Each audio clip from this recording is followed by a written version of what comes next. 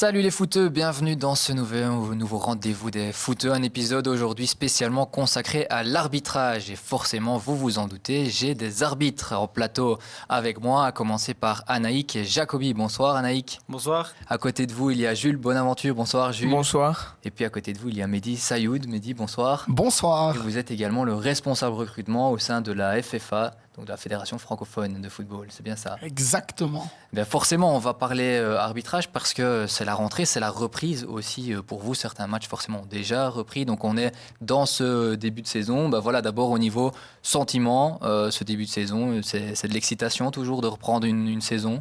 On va faire commencer le plus jeune. Hein. Oui, c'est toujours très excitant de reprendre une nouvelle saison parce qu'on a eu 2 mois sans match. Et donc on se réjouit toujours de reprendre, de resiffler quelques matchs et que nos sensations reviennent sur le terrain. Parfait, Jules. Pour vous, Anaïk? La trêve est toujours trop longue pour moi. Donc. Mais ça, depuis 13 ans, c'est comme ça. Mais donc, du coup, très content de refouler les terrains. Alors, j'imagine qu'il y a de l'entretien pendant cette pause aussi, à l'instar des joueurs qui doivent se maintenir en forme. C'est pareil pour les arbitres pendant cette trêve. Effectivement, il faut savoir que les arbitres ont toujours les tests physiques à passer en début de saison. Évidemment, en fonction des catégories, les tests sont différents. Ou parfois, pour les plus jeunes, il n'y en a pas non plus. Mais pour réussir ces tests physiques, ce n'est pas de la chance, c'est de l'entretien, c'est des entraînements réguliers. Et donc, oui, on continue à s'entraîner, à varier évidemment les activités sportives aussi. Je pense qu'on a quand même pris des vacances tous ensemble. Logique. C'est important, il faut savoir souffler aussi. Mais effectivement, c'est quand même pas mal d'entraînement. On va justement y revenir un peu plus en détail sur le fonctionnement de l'arbitrage. C'est le thème évidemment de cette émission, de cet épisode en tout cas. L'occasion aussi de vous dire de ne pas hésiter à réagir en commentaire. Si vous avez aussi vos propres questions ou remarques à poser, n'hésitez pas non plus. Je suis vos commentaires et j'en relève quelques-uns, la majorité en général. Donc voilà, justement, on peut peut-être commencer pour tout ce qui est formation, pour tout ce qui est entraînement d'abord. Les entraînements, c'est assez particulier, en tout cas par rapport à ce qu'on connaît au niveau des joueurs de foot.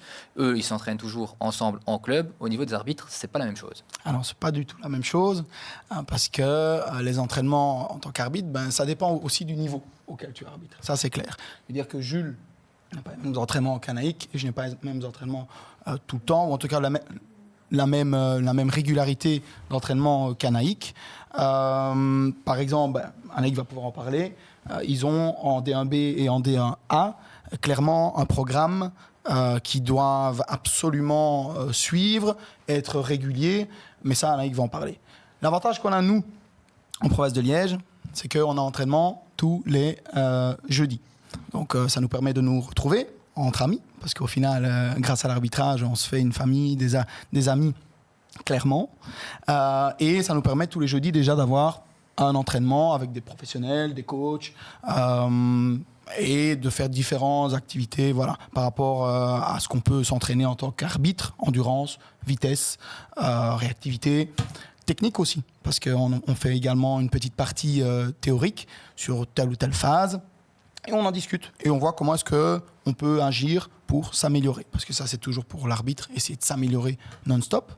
Et puis, on est tout seul. Si on est en arbitre de D1, FFA ou D2, D3 ou en dessous, évidemment, on doit se trouver des moments, un terrain pour pouvoir s'entraîner de façon régulière, varier aussi les entraînements.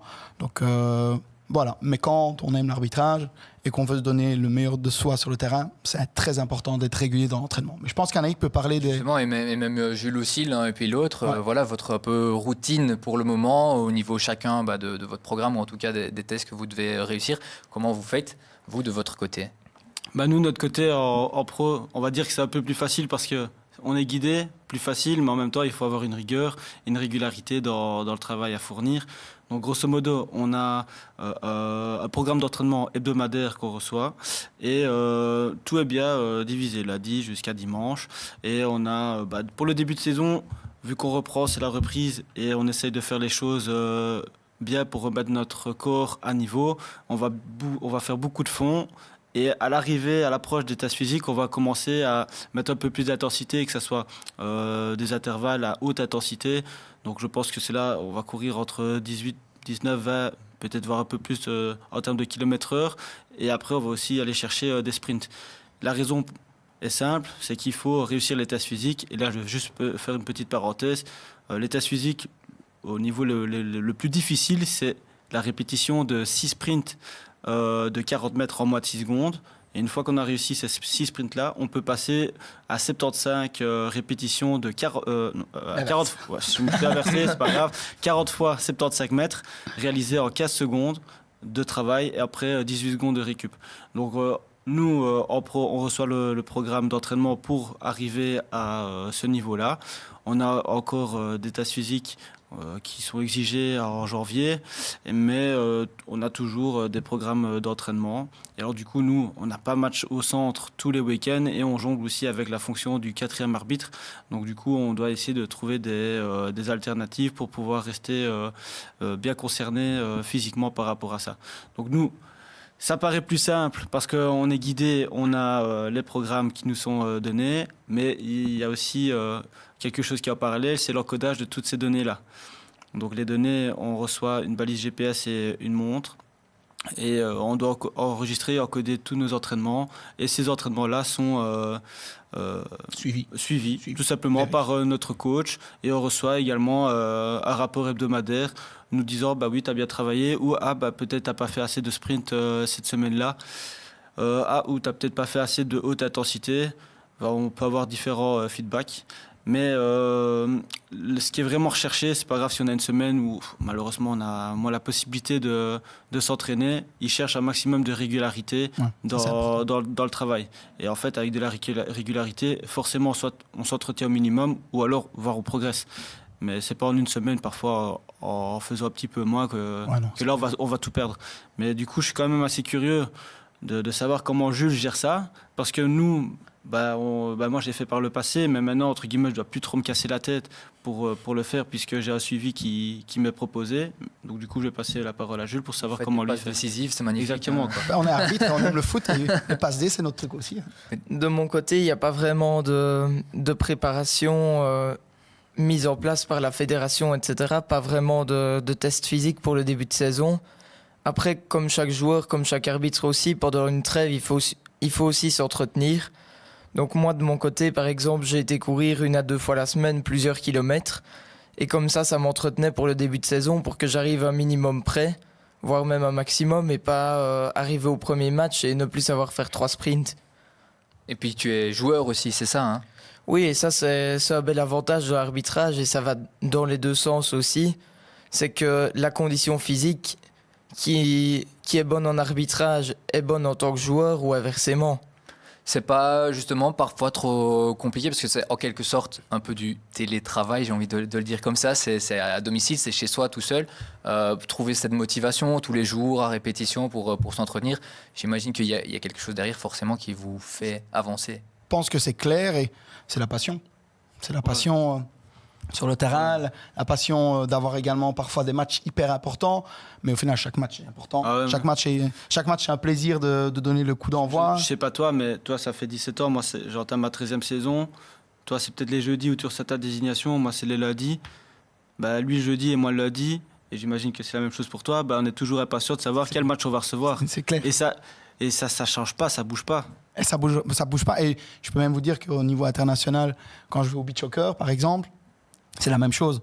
Le soir, après la première journée ou juste avant la première journée de tournoi, on est tous là, appointment, désignation, c'est sorti. Et vous êtes excité parce que, sans révéler forcément le nom de certaines équipes, mais il y a forcément, j'imagine, certains matchs qui vous donnent plus envie que d'autres. Ça, c'est tous les matchs naturel. donnent envie. Chaque match a sa vérité, et chaque match a son enjeu. Peu importe le classement, peu importe le contexte, on a envie de le vivre. Ça, c'est clair. Mais je dis quand même que de temps en temps, c'est vrai qu'il y a certaines affiches que tu as envie, parce que tu as envie d'avoir cette excitation supplémentaire. Mais c'est clair que tous les matchs sont importants. Ça, c'est ce que je dis aussi aux jeunes, aux nouveaux, quand on va les former, ou qui arrivent dans l'arbitrage. Chaque match est important. À chaque match, tu peux apprendre, être gagnant ou être perdant, en tant qu'arbitre également. Mais il faut savoir qu'on ne sait pas qui nous regarde, on ne sait jamais qui est là, on ne sait jamais si on est filmé. Donc là, même pour les matchs amicaux, la donne, elle est simple. C'est toujours faire les choses au mieux. C'est ça. Au mieux, au 100% de notre 100% du jour. J'imagine que c'est pareil aussi pour toi. Il y a certains matchs forcément où quand tu es désigné qui qui te donne une excitation supplémentaire déjà? Oui, forcément, certains matchs sont encore plus excitants que d'autres, j'ai envie de dire. Et ça peut dépendre de plein de choses, du nom des équipes, de l'endroit, de si on connaît parfois des joueurs, mais ça peut dépendre de plein de choses. Et c'est bien aussi de connaître ces désignations à l'avance. Tu peux toujours préparer ton match et savoir plus ou moins à quoi t'attendre. Tu es toujours, hein, on le rappelle, plutôt novice, hein, ça fait 1 an ou 2, c'est ça que tu arbitres? 2 ans et demi que j'arbitre, mais j'ai commencé à l'Académie de Liège, qui d'ailleurs était très bien, parce que le formateur Fabien Letillon, ancien arbitre de haut niveau, était vraiment génial avec nous. Et après ça, j'ai commencé en tant qu'officiel début novembre. Donc ici, ça va faire 1 an début novembre que j'arbitre officiellement. Qu'est-ce qui t'a fait passer finalement de joueur, tu l'étais déjà, à ce côté de se dire, tiens, et je vais goûter à l'arbitrage? Un peu par la force des choses, parce que au départ, mon grand-père était arbitre. Et il parlait chaque fois d'arbitrage, il racontait ses anecdotes, et il demandait parfois à mes parents, est-ce que ça ne l'intéresserait pas? Et finalement, mes parents, surtout ma maman, ont essayé de trouver ce qui se faisait de mieux pour l'arbitrage. Ils ont trouvé la Ref Academy. Et donc, je suis allé faire un test là-bas et on a rencontré du coup Fabien. Et ça s'est de suite bien passé. J'ai pu arbitrer mes premiers matchs et de suite, ça me plaisait et j'ai adoré dès le départ. Ça donne aussi réciproquement une vision différente. Quand on est joueur et qu'on passe du côté arbitre, on a peut-être ce ressenti déjà de joueur qu'on vient intégrer à ce profil d'arbitre et inversement. On vit le match d'une autre manière, ça c'est sûr. Vous l'avez senti aussi, tous les deux, vous avez joué aussi en tant que joueur, c'est ça?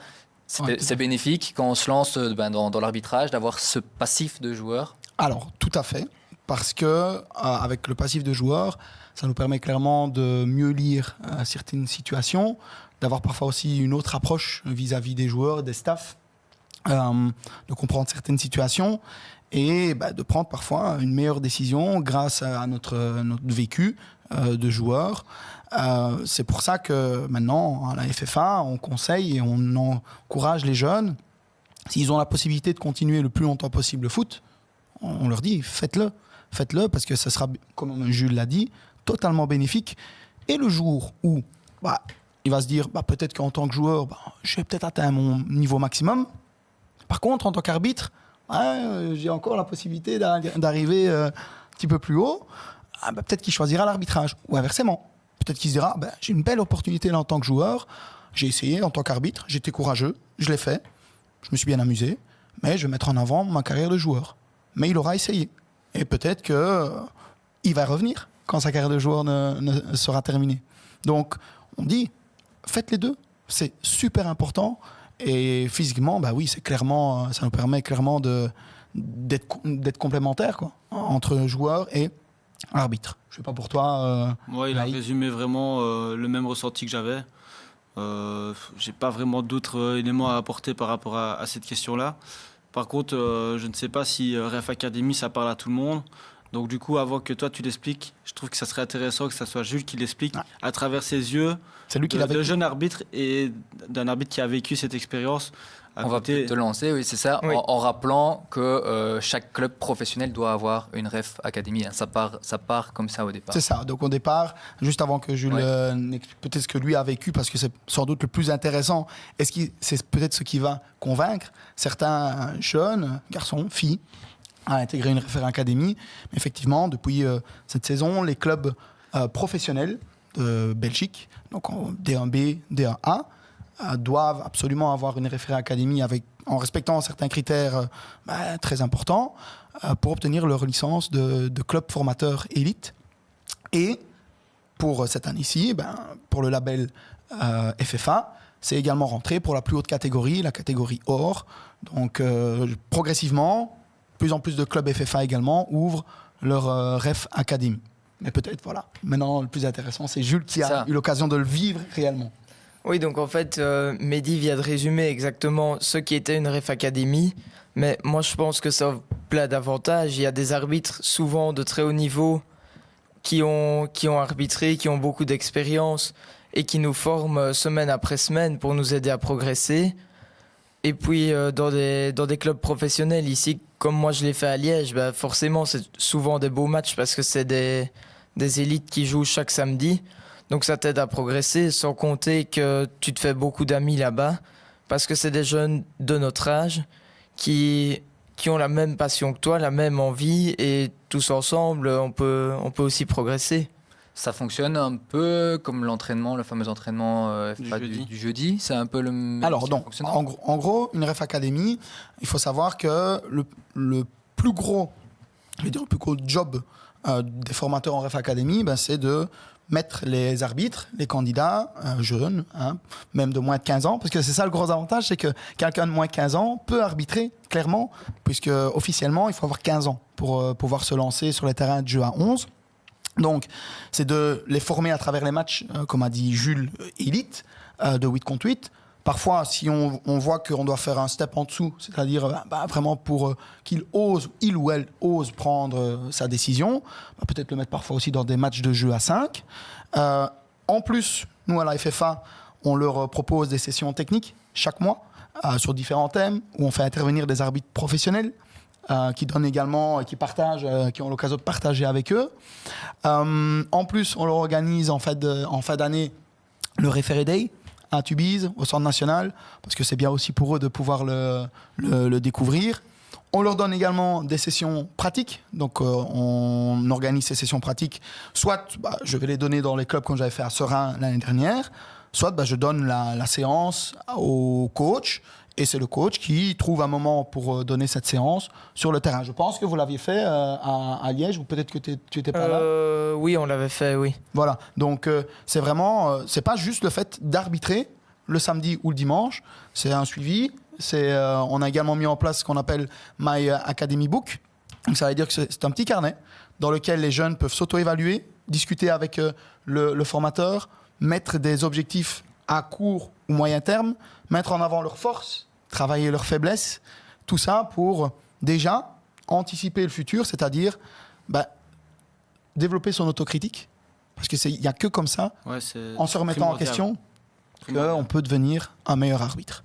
Alors ça date pas d'il y a si longtemps que ça, hein, je pense, ces nouvelles structures, en tout cas la Ref Academy, et puis maintenant 5 centres de formation aussi qui datent de 2024. Alors effectivement, donc les Ref Academy, elles sont quand même, je vais dire, ça fait, je pense, 6 ans. C'était encore quand Alexandre Boucaud était responsable du recrutement. C'est lui qui a ouvert les premières. Voilà, c'est la vérité. C'est lui qui les a mises, qui a eu la première idée de les mettre en place dans quelques clubs tels que le Standard, Charleroi et Anderlecht. Je pense qu'il devait peut-être y en avoir un ou l'autre que j'oublie maintenant. Et effectivement, depuis Stéphane Guetton et Jonathan Lardot, ils ont ouvert ce qu'on appelle les centres de formation. Dans chaque province, il y a un centre de formation avec les arbitres les plus talentueux, divisés en 3 niveaux, JCF 3, JCF 2, JCF 1. En fonction de leur évolution, ils gravissent les échelons. Ils ont, eux, en plus des séances techniques, je pense que c'est 4 demi-journées dans leur province sur la saison, où parfois ils vont à tel ou tel thème, avec tel ou tel arbitre pro, mais ils ont également un responsable de centre de formation. Par exemple, pour la province du Hainaut, c'est quand même Nicolas Laforge. C'est sans doute peut-être notre meilleur arbitre en Belgique, et qui est une personne extraordinaire. Donc pour les jeunes, voir Nicolas Laforge qui leur donne la session, en tout cas moi si j'avais été à leur place, j'aurais des yeux comme ça, et tout ce qu'il me dit aurait encore plus d'impact. Par exemple, également Marco Simonini, qui est arbitre de D1B, qui a déjà fait quelques matchs en D1 également, qui lui est responsable du centre de formation de Bruxelles. Donc voilà, c'est vraiment des personnes avec un vécu, un passif ou un présent, mais qui sont toujours actifs pour vraiment transmettre ça et cette passion, et faire en sorte que nos jeunes deviennent chaque semaine meilleurs, de mieux en mieux. Tu as déjà eu l'occasion de côtoyer d'une manière ou d'une autre justement ces arbitres de référence en Belgique, ou est-ce que c'est un objectif justement que tu te mets? Non, j'en ai déjà rencontré. Justement, ici, on a Anaïk et Mehdi qui sont quand même des arbitres de haut niveau, mais au niveau des arbitres professionnels, je me suis déjà inscrit au stage à Tubize en mai 2025, donc l'année dernière. Et là, on a pu rencontrer, justement, Simonini. et Massimiliano Leda aussi qui sont venus un peu nous donner des cours, nous expliquer comment ça fonctionnait, nous réexpliquer aussi certains points de règlement et voir un peu avec nous quels étaient nos objectifs. Donc ça, c'était top. Justement, qu'est-ce que ça te permet après ça, une fois que tu retournes arbitrer, après avoir eu ces moments-là Ça me permet de m'améliorer parce qu'il y a certains points auxquels on ne pense pas. Quand on arbitre, on ne saurait pas penser à toutes les choses en même temps. Et donc ça permet de penser à certains points que finalement on ne met jamais en pratique parce qu'on n'y pense pas. Alors, Anaïk, donc si j'ai bien compris, bien calculé, quand tu as commencé, il n'y avait pas toutes ces structures-là Non. encore. Hein. Non, il n'y avait pas encore tout ça, non. Donc ça a fortement changé. On peut revenir peut-être sur ton parcours, toi, au début, quand tu te lances dans l'arbitrage. Qu'est-ce qu'il y avait déjà à disposition ou qu'est-ce que tu devais faire vraiment par toi-même? Franchement, je pense que la chance que j'ai eue à mon commencement, à mon début de carrière, c'était les fameux entraînements à Blény. Parce que justement, j'avais l'opportunité de voir plein d'arbitres me faire encadrer par les formateurs de l'époque et qui en a toujours à l'heure actuelle, qui était déjà à ce moment-là. Et l'appétit vient en mangeant, donc à force d'y aller... Belle phrase. Ah, bien sûr. Très belle phrase. Mais à force d'y aller, un peu comme Jules, on a envie de chaque fois s'améliorer. Quand on se rend compte qu'on est capable d'arbitrer peut-être des UCAS provinciaux, on a envie d'arbitrer des UCAS interprovinciaux, élite, pardon. Ça. Et on a à chaque fois envie de passer à step. Et c'est là que la fameuse phrase fait tout son sens. Clairement, mais tu as raison, hein, c'est clairement ça. Une fois que tu as un match et que tu te rends compte que ton match se passe bien, tu as envie de plus. Quelque part, il fallait peut-être avoir un peu plus d'autodiscipline à ce moment-là parce que tu avais moins d'encadrement, tu avais aussi peut-être un peu moins de personnes de contact à qui te référer parce que forcément, tu peux parfois vivre des situations un peu méconnues et tu sais pas trop comment gérer ça en tant que jeune arbitre parce que tu n'es même pas encore majeur quand tu commences à cet âge-là. Et le fait d'avoir pu intégrer rapidement les entraînements le jeudi à Blény, ça m'a permis d'avoir un réseau assez développé d'arbitres avec qui j'ai toujours contact à l'heure actuelle et qui sont même devenus des amis. Mais voilà, on a un problème, il n'y a pas vraiment de problème, il n'y a que des solutions parce qu'entre nous, on arrive à chaque fois à dépatouiller les soucis. Mais donc voilà, c'est aussi une excellente école de vie. On rencontre des super personnes aux entraînements, au terrain et on fait des rencontres mais à l'autre bout de la Belgique quoi. Je trouve ça génial, donc tous ces paramètres là mis les uns avec les autres, ça donnait simplement envie de voir jusqu'où on pouvait aller et voilà, donc oui, parfois pas sans difficulté, parfois peut-être pas sans contrainte, mais en même temps si c'était si facile ça aurait moins de saveur. Pour rester dans... Dans la sieste, rester dans la sieste. Non, c'est pas manger à votre venir. Et justement, pour passer les échelons, en tout cas au début, quand il n'y a pas encore toutes ces analyses de données, de data, l'entraînement, etc., forcément, il y a des visionnages. Alors, tous les footeux, tous ceux qui tournent autour des terrains et sur les terrains ont déjà entendu ce terme, ils ont déjà tous entendu « l'arbitre aujourd'hui, il est visionné ». Mais concrètement, le visionneur... Quel est son rôle? Qu'est-ce qu'il tire d'une prestation? Sur quoi est-ce qu'il analyse un arbitre finalement? Et qu'est-ce qui lui permet de dire cet arbitre-là, il est bon, il est régulier, il peut aller chercher la catégorie au-dessus? Donc, alors, la première chose à savoir, c'est que en fonction du niveau auquel on arbitre, évidemment, ça paraît logique. On n'a pas les mêmes attentes pour l'arbitre, ça c'est clair.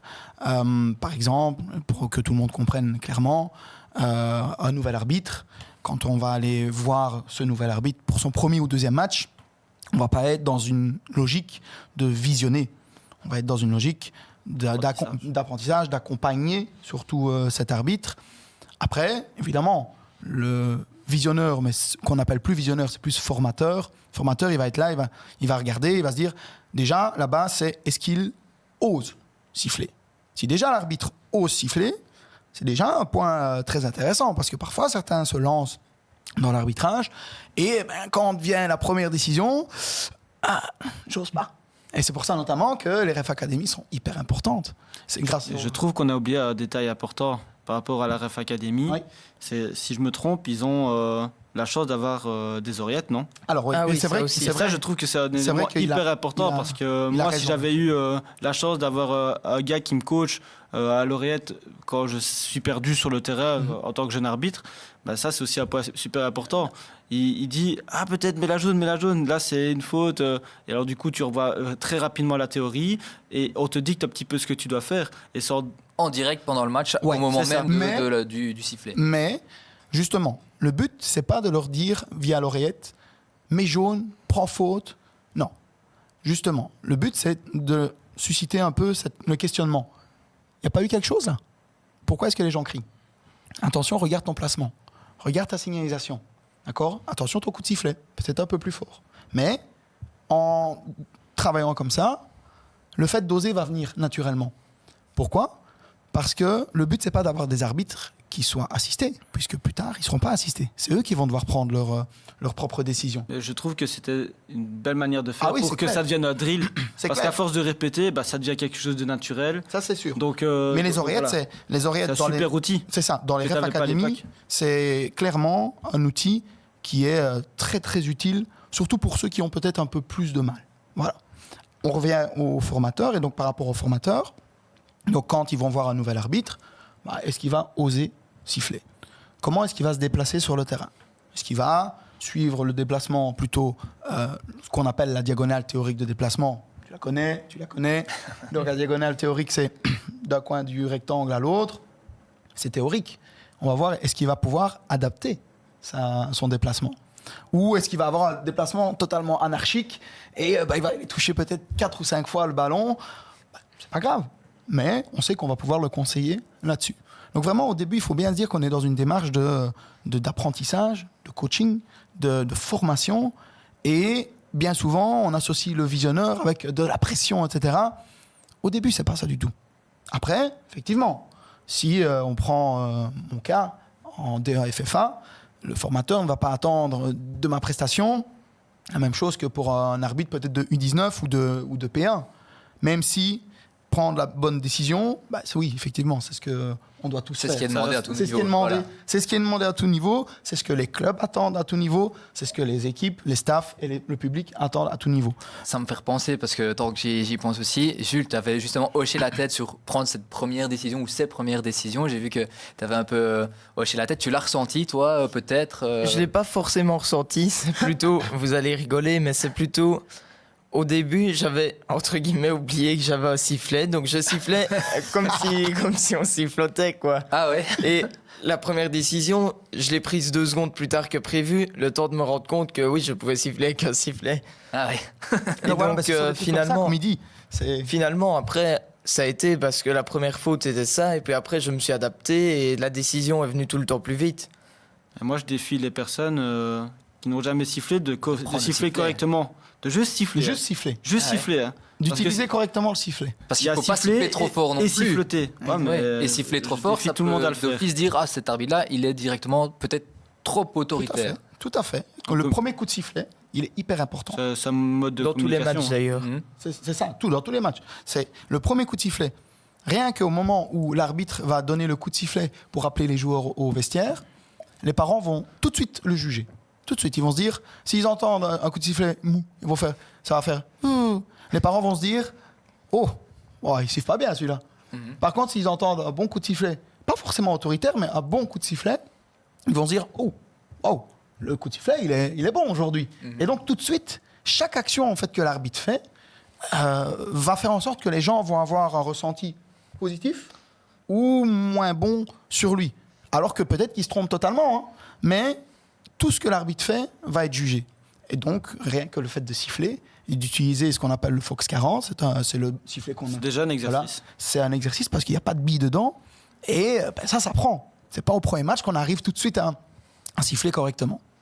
Et d'autant que, malgré tout, il y a toujours la part de subjectivité de l'arbitre dans chaque décision. Chaque arbitre a son propre caractère. Il y a des arbitres qui discutent plus avec les joueurs. Il y en a d'autres qui discutent moins, tout simplement. Il y en a qui sortent peut-être plus facilement une carte dès le départ pour directement poser le contexte, j'ai envie de dire. Et d'autres qui vont laisser un peu plus jouer, justement, peut-être pour avoir plus de discussions et moins dans les cartes.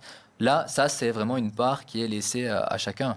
Alors, Anaïk va pouvoir en parler parce que je pense que les matchs arbitrés dans le football professionnel ne sont pas les matchs que Jules rencontre également.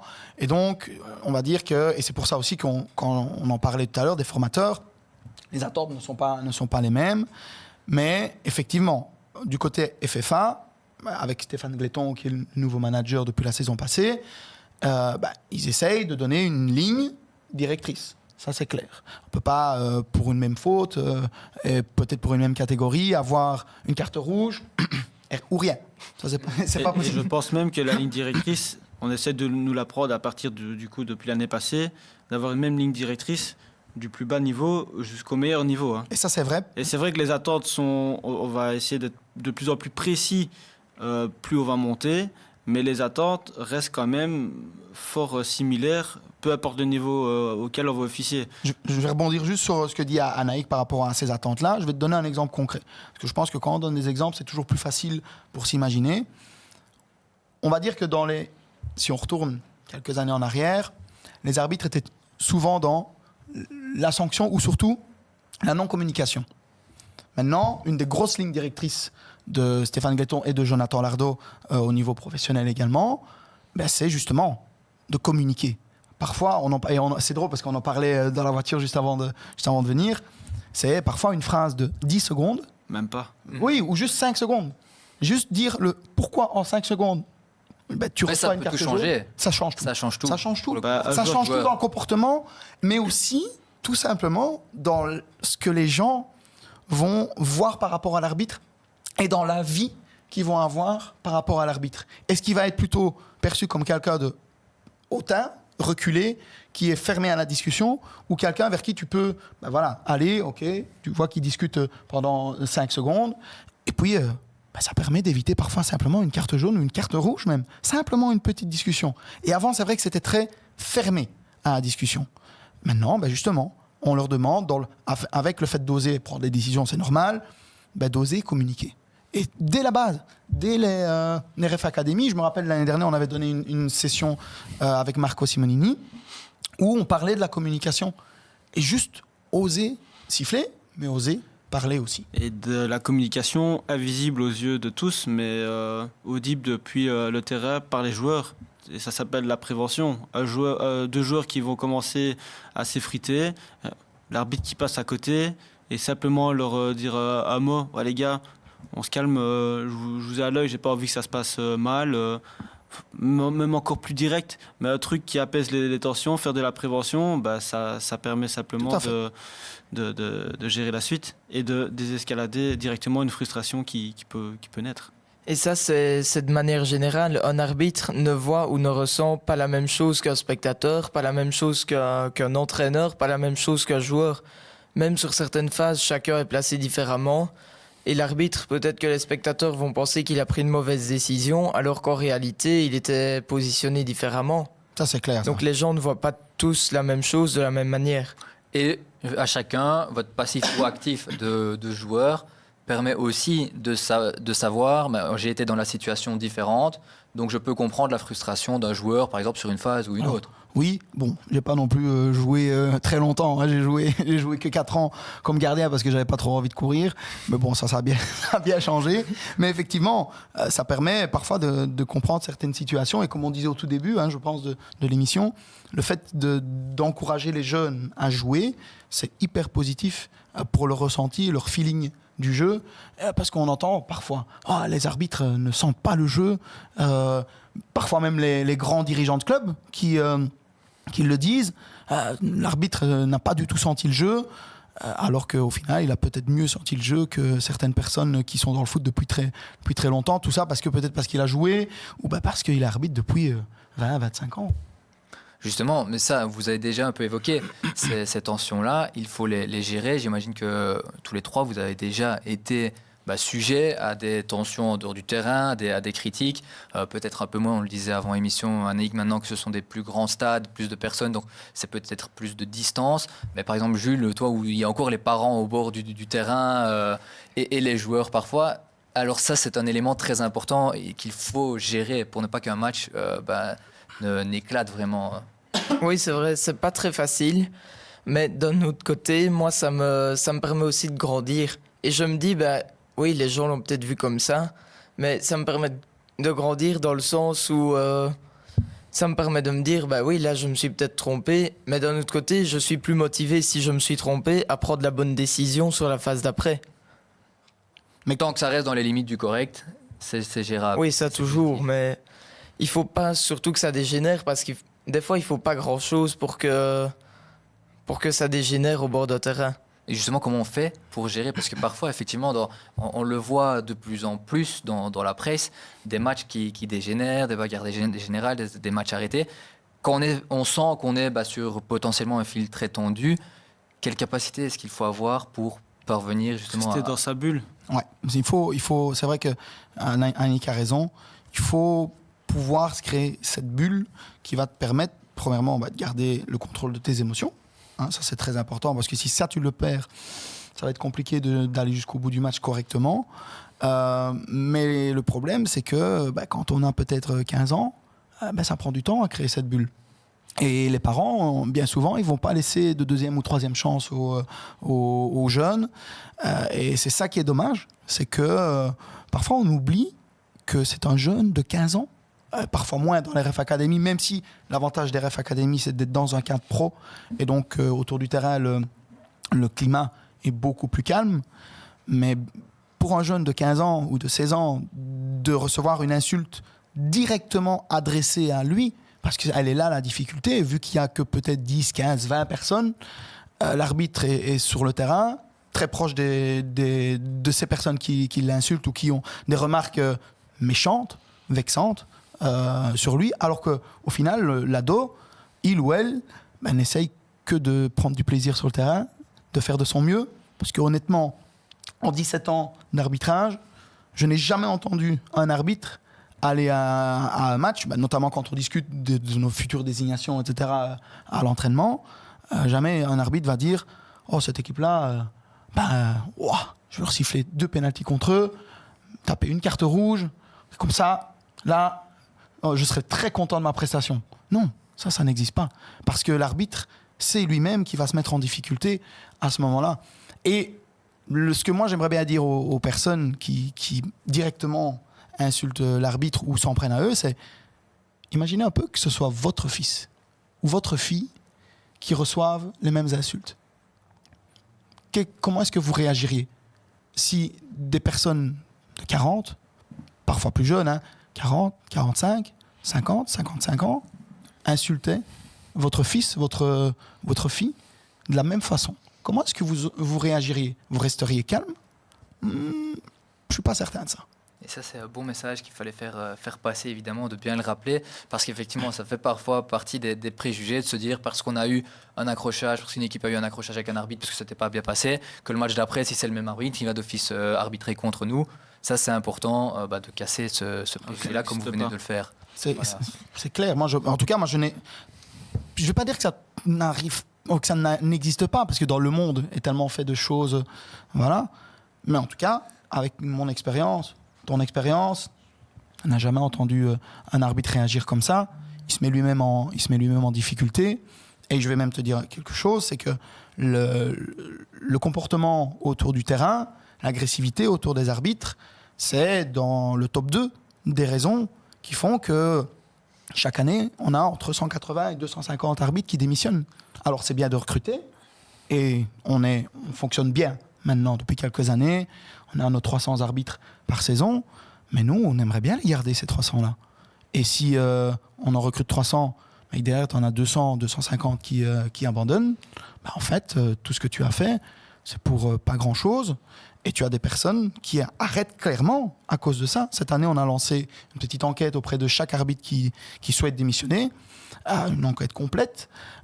Et je vais te le dire, je passe mon temps à lire chacune de ce que disent ces arbitres qui arrêtent. Ça revient très, très, très souvent, le comportement du staff, des joueurs et aussi et surtout des spectateurs vis-à-vis de l'arbitre.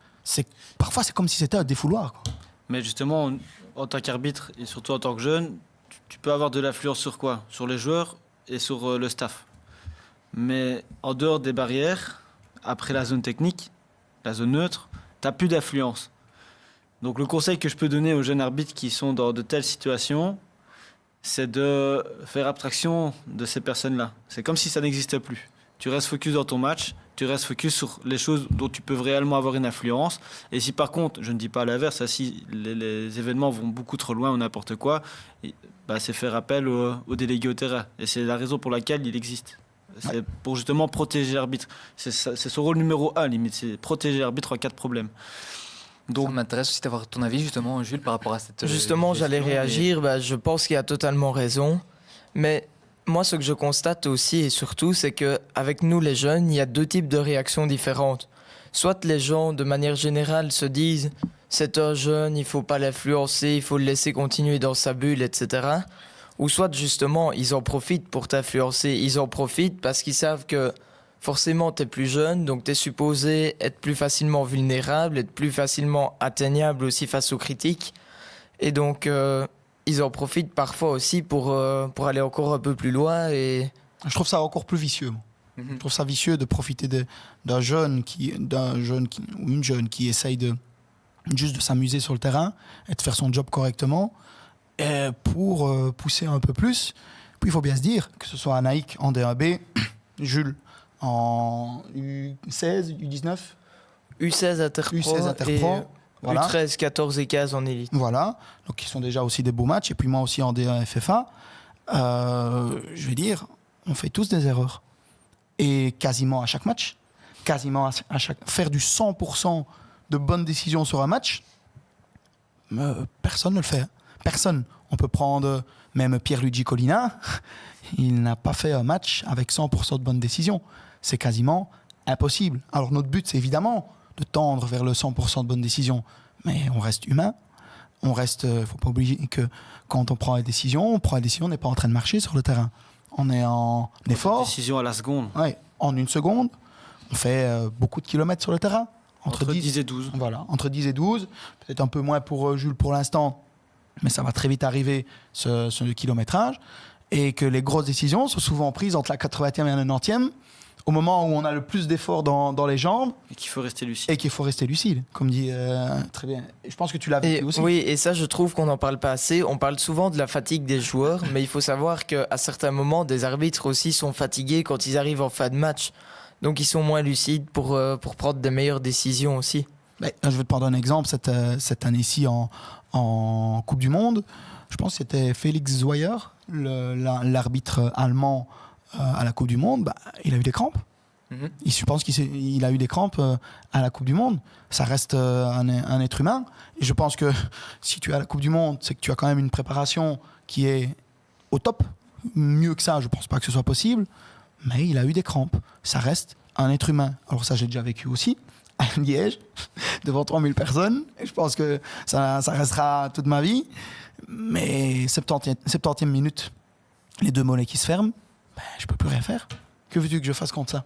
Et les gens oublient qu'il y a ce côté humain derrière l'arbitre. Et c'est pour ça que, grâce à la communication, le fait d'être ouvert, de parler, de discuter, de parfois juste donner une explication, ça remet un petit peu d'humanité sur l'arbitre, mais les gens oublient quand même. Anaïk, en D1B, là aussi, forcément, il y a aussi de la communication entre arbitres. Forcément, vous êtes plusieurs. Est-ce qu'il y a la VAR aussi en D1B? Donc ça, c'est tout nouveau. Il y a le football VAR support. C'est ça. En D1B, oui, effectivement, c'est tout nouveau. J'ai pu l'utiliser pour la première fois ce week-end à Virton-Liers, justement. C'est encore une nouvelle donne, c'est encore une autre gestion à avoir. En plus de celle, tout simplement, de se retrouver face à des milliers de spectateurs dans un stade. Donc là, on est sur une sorte de pression, en tout cas de brouhaha différent encore. C'est un sentiment nouveau, en effet. Comment ça se passe?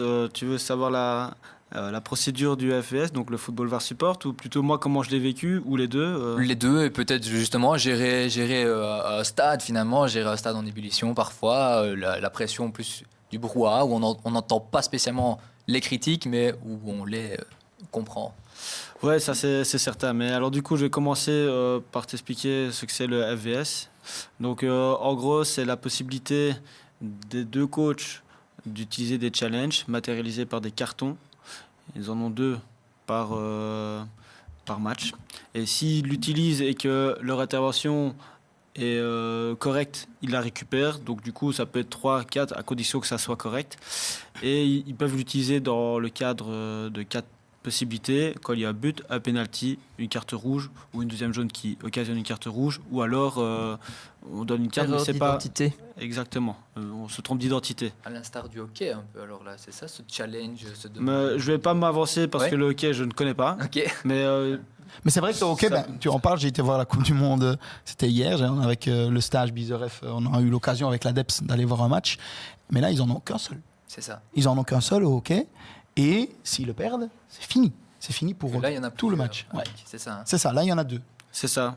Et alors, du coup, pour le cas pratique, on était à Virton, c'était 2-0 à plus ou moins la 87e minute. Et il y a une phase de pénalty. À l'heure actuelle, je ne sais toujours pas dire si c'est bon ou pas. De toute façon, on s'en fout, c'est pas le sujet. Mais effectivement, j'ai eu un challenge qui a été utilisé.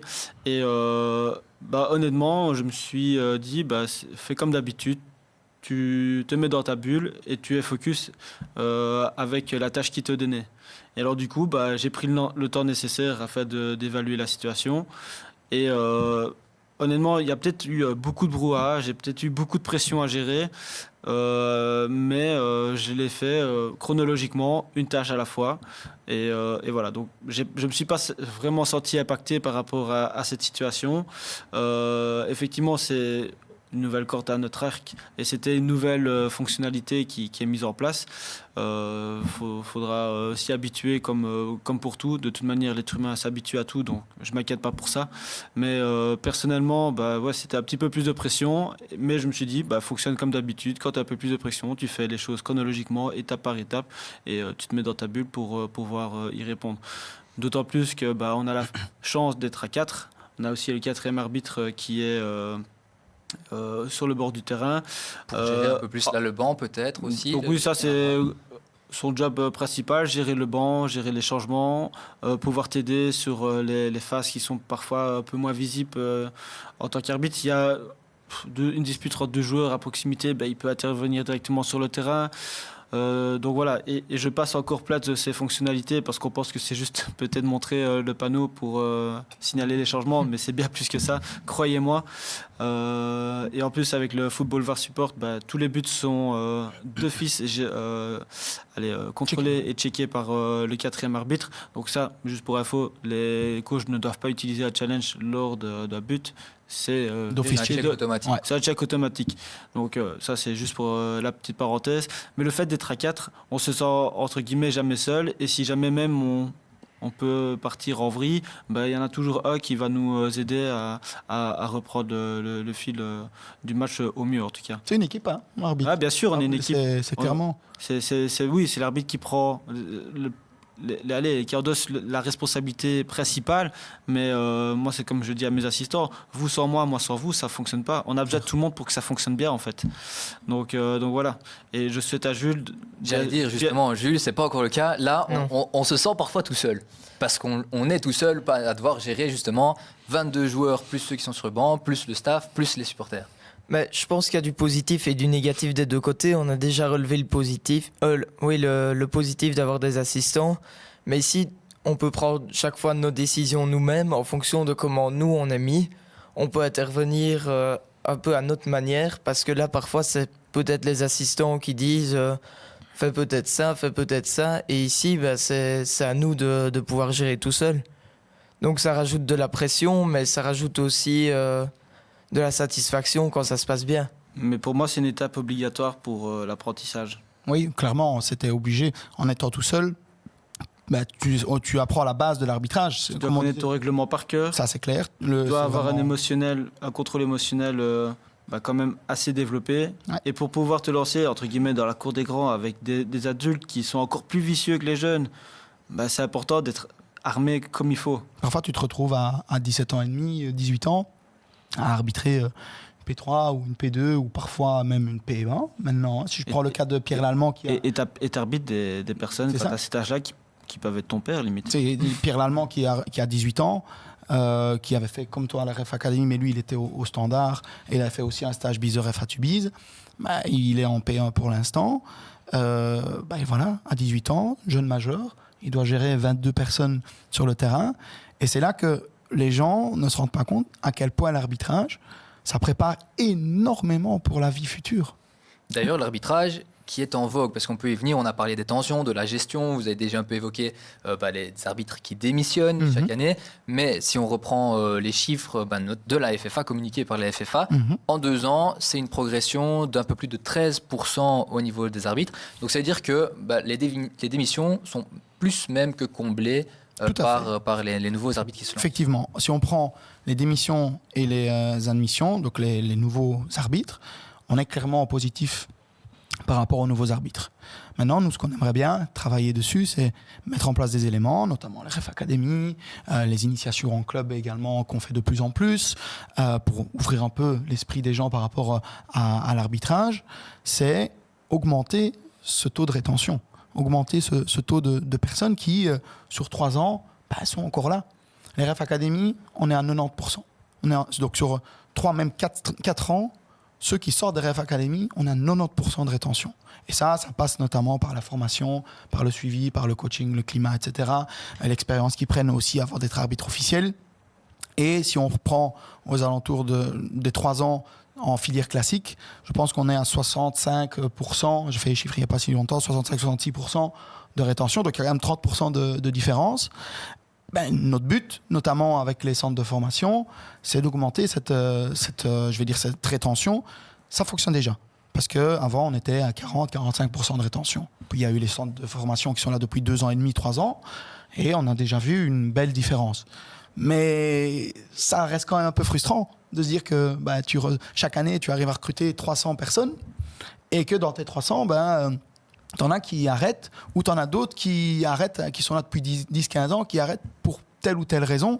Alors que nous, plus on est, mieux c'est pour tout le monde, hein, pour les clubs, pour les arbitres eux-mêmes, pour le niveau aussi de l'arbitrage. Donc voilà, nous, on aimerait bien augmenter cette rétention des arbitres. Mais on est déjà dans le bon, hein. Mais on veut encore mieux. C'est comme sur le terrain, on veut toujours mieux. Est-ce que c'est justement par ces structures que de plus en plus d'arbitres sont attirés parce qu'ils se disent, peut-être dès le départ, ou en tout cas dès mes premières années, j'ai un cadre et je ne suis pas livré à moi-même pour atteindre certains niveaux de performance? Alors, Jules pourra le dire peut-être après, par rapport à ce que lui a vécu, et c'est toujours intéressant d'avoir quelqu'un qui, au final, dans le présent, vit ça. Mais c'est clair que, quel que soit dans la vie, si on t'accompagne, d'office, tu vas avoir envie de rester et de progresser plutôt que si tu es laissé tout seul. Et on le voit, ça fonctionne vraiment. Le fait d'accompagner, de mettre plus de missions également. Je pense que l'année dernière, c'est un chiffre que j'ai entendu de Stéphane Gletton la semaine passée, je pense qu'on a fait à la FFA 2000 formations au terrain supplémentaires. Donc 2000, ça veut dire qu'il y a eu 2000 matchs en plus où un arbitre ou l'arbitre du match était formé et accompagné par quelqu'un. Alors, c'est génial, puisque ça montre clairement que notre envie, c'est d'accompagner de plus en plus nos arbitres. Et effectivement, c'est quelque chose qui revient aussi dans cette enquête dont je parlais tout à l'heure. C'est que parfois, j'aurais aimé être suivi un peu plus. Donc, c'est quelque chose sur lequel on doit travailler encore. Jules, justement, par rapport à ça, toi qui as pu connaître cette Ref Academy, c'est une structure déjà de base quand je dis de base, à la base de l'arbitrage, hein, je parle. Moi, je pense aussi que ça y est pour beaucoup parce que de nombreux jeunes, un peu comme moi, tombent sur des annonces ou connaissent quelqu'un qui l'a fait ou ils vont quand même d'une manière ou d'une autre. Et donc, ça aide parce qu'on est formé, parce qu'on a des oreillettes, parce que les formateurs ne sont pas n'importe qui la plupart du temps. Et donc, ça ne peut être que bien, que bénéfique pour tout le monde. Et je pense qu'un des gros points positifs et qui fait que, comme tu disais, l'arbitrage a le vent en poupe pour l'instant et intéresse des personnes vraiment de tout âge. Je vais te donner un exemple vraiment très large.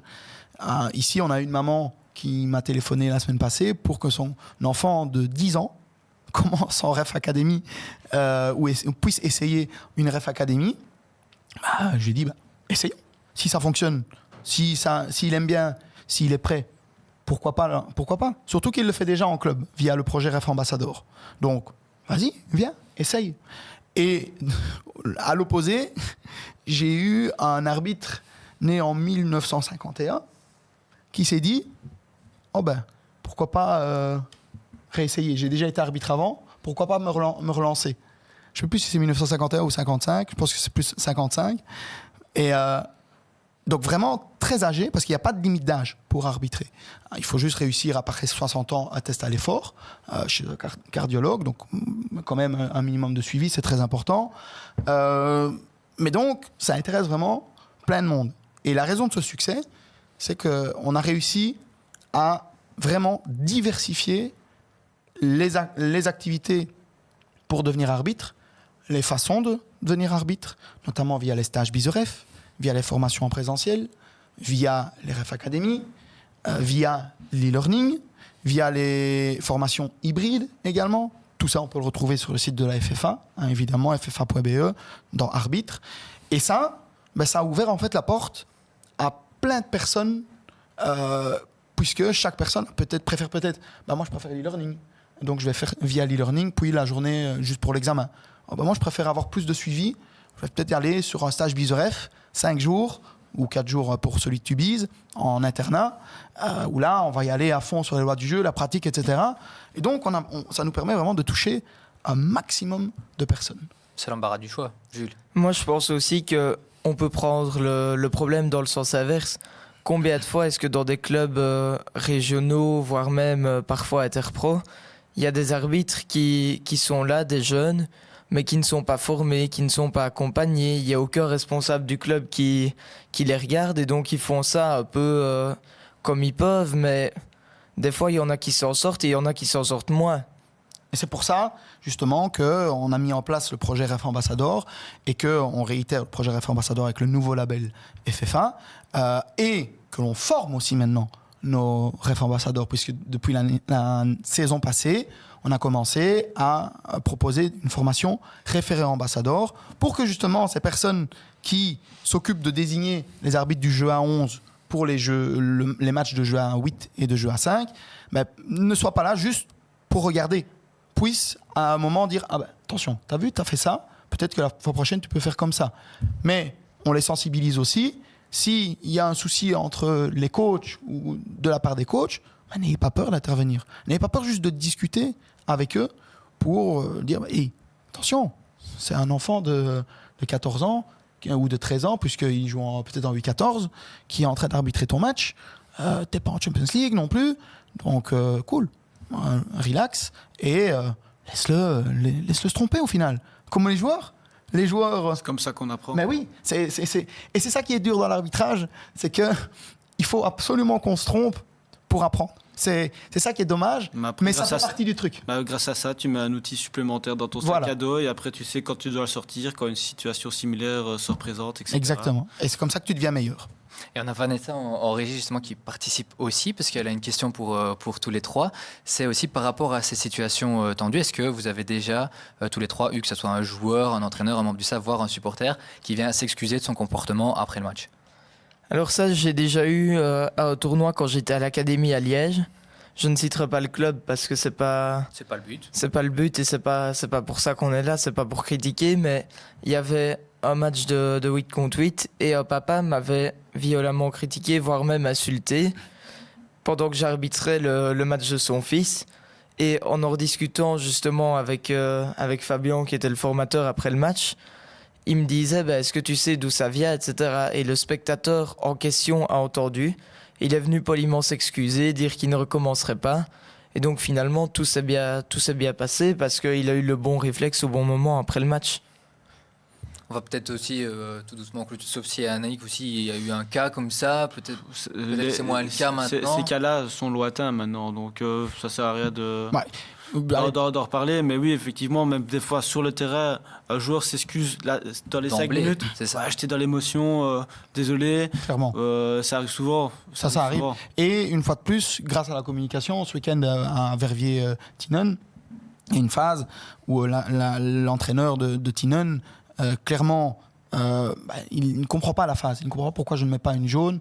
Et en fait, je laisse un avantage. Depuis l'année dernière, quand tu laisses un avantage sur une attaque prometteuse, eh bien, tu diminues la sanction disciplinaire. Il ne le savait pas. Donc, effectivement, il a vécu son match avec émotion. C'est normal. Ça fait partie aussi du foot. Mais rien qu'en prenant 30 secondes pour lui expliquer, eh ben, on a terminé par... lui a dit, OK, pardon, je ne connaissais pas du tout. Et on a terminé par une super poignée de main. Et il a encore dit à la fin du match, et il a même remercié le fait que je prenne 30 secondes pour lui expliquer ça. Et puis, c'est pas toujours dans le même sens, entre guillemets. C'est pas toujours aux gens à s'excuser auprès de nous, parfois. Ça peut être aussi dans l'autre sens. Tout à fait. Et moi, en match amical, ça paraît anodin. Je laisse un avantage. J'aurais pas dû. Je me rends compte après l'avoir laissé. Et le meilleur avantage de l'équipe aurait été de bénéficier de la faute. J'entends le coach s'énerver à 30-40 mètres de moi. C'est pas grave, je lui ai fait « Coach, désolé, c'est pour moi celle-là. Il me fait un pouce en l'air, moi je lui fais un pouce en l'air. » Voilà, on est humain, les erreurs, on en fait aussi. Le tout, c'est de savoir se remettre en question, et parfois ça peut aller très très vite. Et par contre, si tu fais 90 fois, désolé, peut-être change d'orientation, mais c'est différent. Mais je trouve que ça ne doit pas toujours être dans le même sens. Clairement. C'est vraiment se remettre en question, c'est hyper important, parce que si tu perdures dans ton erreur, même si tu te rends compte de ton erreur, ça va être difficile. Tu vas pas vivre des belles expériences, des belles émotions grâce à l'arbitrage. Ça fait un peu plus d'une heure, donc on va tout doucement clôturer. J'ai aussi envie de vous entendre sur forcément la saison ici démarre. Chacun peut-être quels sont vos objectifs personnels sur le plan sportif évidemment. Est-ce que vous avez cet objectif de encore grimper? Comment ça va se passer? Quels sont les objectifs fixés pour chacun d'entre vous en début de saison? On va commencer avec Anaïk. Allez. Ici, moi, c'est ma deuxième saison en Challenger Pro League. Donc, j'ai pris mes marques la première saison, et forcément, on a beaucoup plus de data et de statistiques. J'aimerais déjà améliorer mes statistiques personnelles, même si déjà je sens que je me sens mieux à ma place, mieux intégré, et puis j'arrive à mieux comprendre les attentes qui me sont demandées. Donc, simplement faire une meilleure saison que l'année passée, et pourquoi pas à la clé une belle surprise, mais on va jamais voir de la peau de l'ours avant de l'avoir tué. Donc voilà, toujours faire mieux, et la seule limite qu'on se donne, c'est soi-même.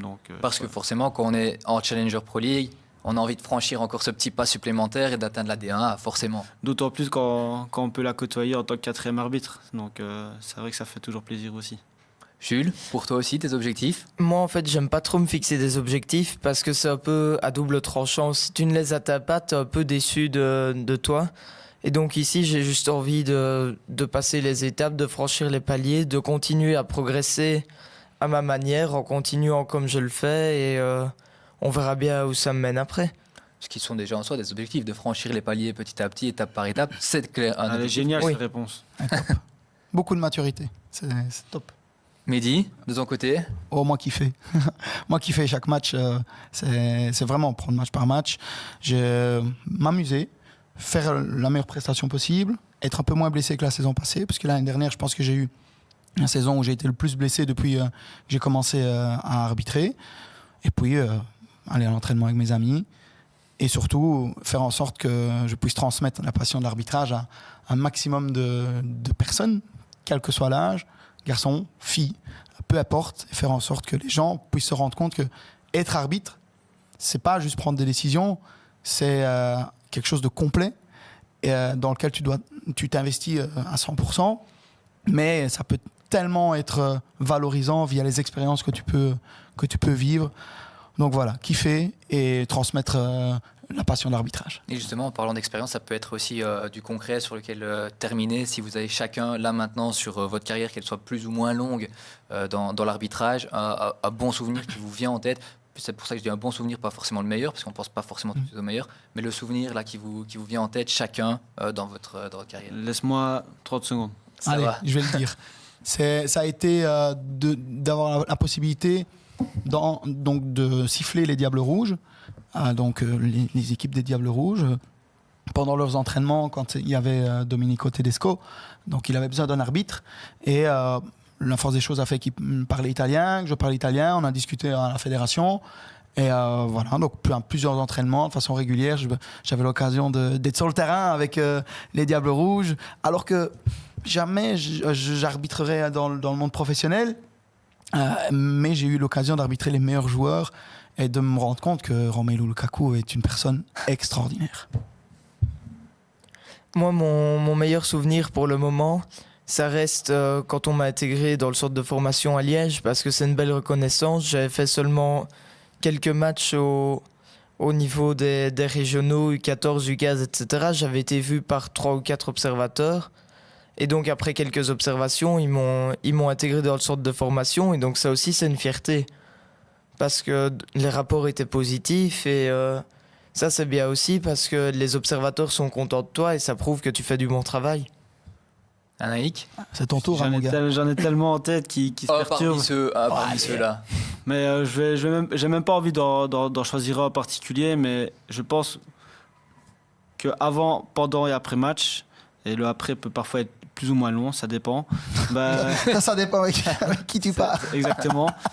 En fait, c'est chaque week-end des super souvenirs qui viennent s'ajouter aux super souvenirs précédents.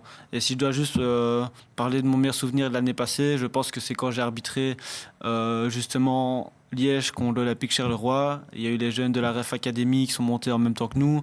Je trouvais ça super valorisant pour eux comme pour moi parce que j'ai vraiment aimé partager ce moment-là avec eux.